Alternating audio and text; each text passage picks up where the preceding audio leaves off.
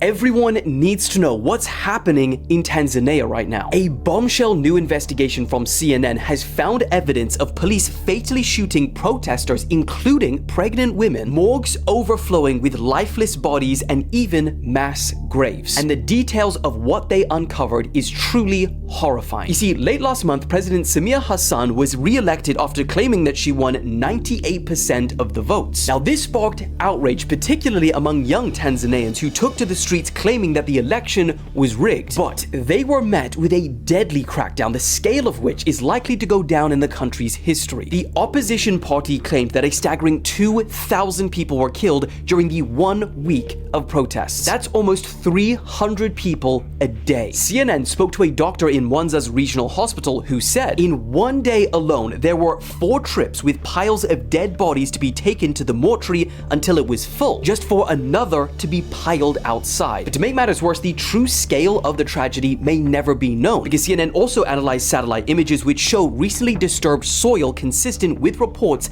of mass graves being dug in the Kondo Cemetery. In addition, 2 human rights groups and witnesses that they spoke to claim that police dumped bodies of protesters in these graves to conceal the true extent of the killings. In fact, after weeks of searching, some families have even resorted to simply burying the items belonging to their missing loved ones because their bodies simply cannot be found. The president has triggered further fury once again by suggesting that these protesters were paid to take to the streets. And now hundreds of young people have even been charged with treason, which carries the death penalty if found guilty. Germany has just announced plans to build the strongest military in Europe again. But to achieve that, young Germans could see their lives disrupted overnight. Starting next year, every 18-year-old in Germany will receive a government questionnaire asking things like, would you voluntarily join the military? Are you willing to serve? And what skills do you have? For men, responding is mandatory. For women, it's optional, at least for now. Then, the following year in 2027, things really start heating up. Every 18-year-old will face mandatory medical exams to assess whether they're fit to serve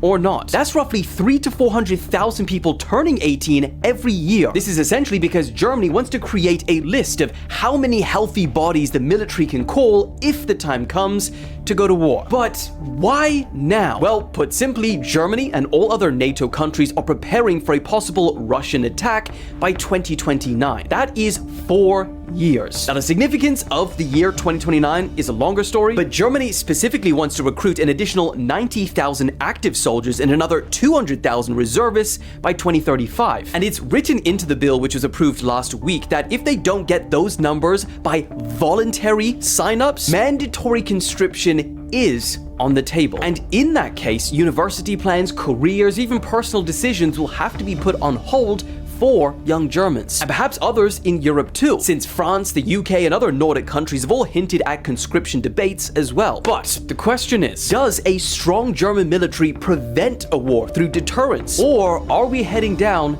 a worrying path? They tried to raise an army and invade an island. Yeah. 2 Texas men have just been arrested for planning to invade a Haiti island, wipe out all the men, and enslave the women for stuff that I can't even say on here. But this wasn't just something they spoke about on a Discord chat. They were actively planning to carry this out. They even tried to recruit homeless people in Washington for their army. You see, over the past year, 20 and 21-year-old Gavin and Tanner enrolled for the military and firearm training. They planned to learn how to sail. They took classes in the local language of the island that they were trying to invade, and they even intended to purchase an arsenal of weapons and ammunition. Now, thankfully, they didn't get too far in that training because they either dropped out or failed. But that's not even the craziest part, because they tried to take over the island of Gonave, which has 87,000 people. That's why court documents reveal that the pair intended to recruit more people online, as well as homeless men in Washington for this army, which they then intended to all sail over together on a boat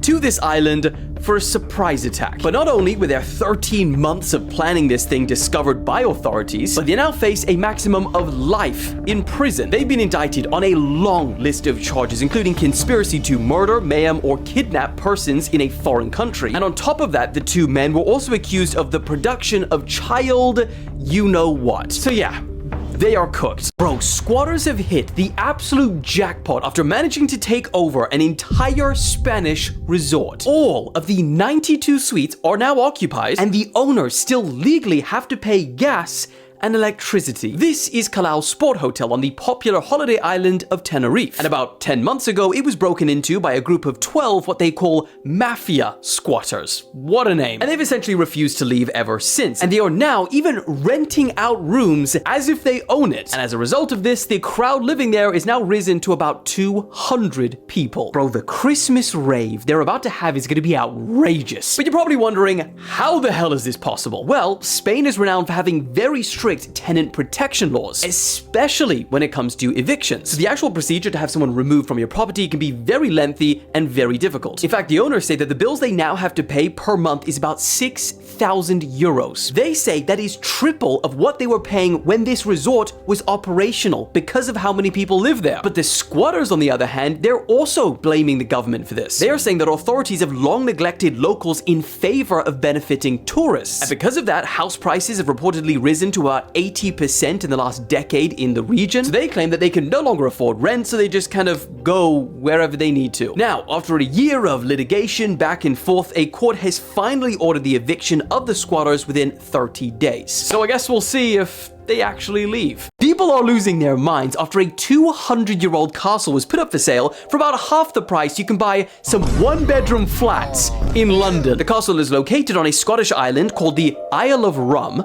Come on. It has 20 bedrooms. It was once visited by the king, and you even get to keep all the historical pieces inside, including the demons. Not only was it built all the way back in the late 1700s, meaning it's seen some shit, but it's so cool that it even had public tours going on there for a while. And I mean, may I suggest it being a perfect home for those who have many enemies, as you even have lookout towers so you can see the ops coming from miles away. Now, there are some downsides. You know, the heating might be a little expensive. The cost of monthly exorcisms will probably add up. And if you did want to demolish it and build a multi-story car park, well, permits might be a little tricky to get a hold of because it's a Category A listed building, meaning it's of national importance or whatever. But, you know, if you and the homies wanted to take one bedroom each, you split it, that's £37,000. Because the total price for all of this castle, £750,000. I mean, you may have to defend it against White Walkers one day, but I think it's a bargain. This is how an ancient construction method may have caused one of the deadliest fires in Hong Kong's modern history. This morning, the world is waking up to scenes of body bags being placed in ambulances, and not one or two, but 7 massive high-rises still on fire as we enter its second day. The death toll keeps rising. We're currently at 55, but considering that 300 are still missing, it's likely to keep rising. So what the hell happened? Well, in a pretty eerie turn of events, just 2 days before these fires broke out, an article was published explaining how Hong Kong is trying to phase out the traditional bamboo scaffolding, which is a technique dating all the way back to the Han Dynasty 2,000 years ago, due to fire risks and safety weaknesses. Now, mainland China banned the use of bamboo scaffolding in 2022, but whenever there were talks of the same being done in Hong Kong, there's been huge backlash from residents saying that the technique has cultural heritage and it needs to be maintained, as well as many pointing to the fact that a disaster like this is actually extremely rare in Hong Kong. But just days after that article was written, those worst case predictions came true. A fire is believed to have started on just one of the building's exterior scaffolding, but due to the bamboo and the mesh wrapped around it being so highly flammable, for example, this is what the building looked like just days before, it spread rapidly from building to building until 7 out of 8 apartments in the Wang Fuk Court complex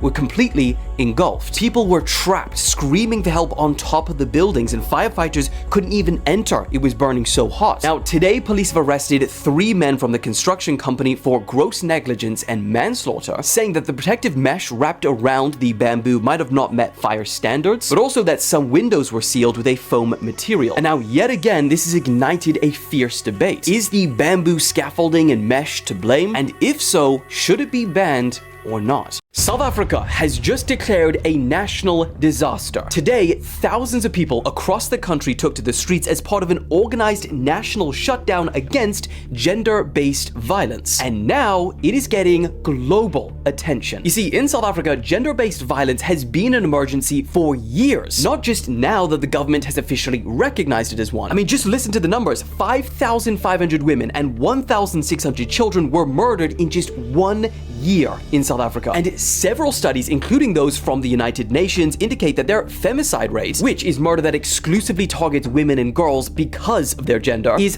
5 to 6 times higher than the global average. However, despite this, most people, especially in other countries, are completely unaware of this, until a movement was started by everyday South Africans, which not only took the country by storm, but is now getting global coverage recognition. You see, the key issue is that South Africans for years have been relentlessly trying to get gender-based violence recognized as a national disaster, but all previous efforts have been continuously denied or ignored by the government. But now, because of how big this recent movement became, even reaching the point where they had a petition with over 1.1 million signatures, the country's leaders finally flipped. And today, gender-based violence was officially classified as a nationwide disaster. Now, of course, some argue that Ramaphosa just did this for show and it won't actually change anything, but others say that awareness is the first step for change. But what do you guys think? Will the country see a difference because of this or not?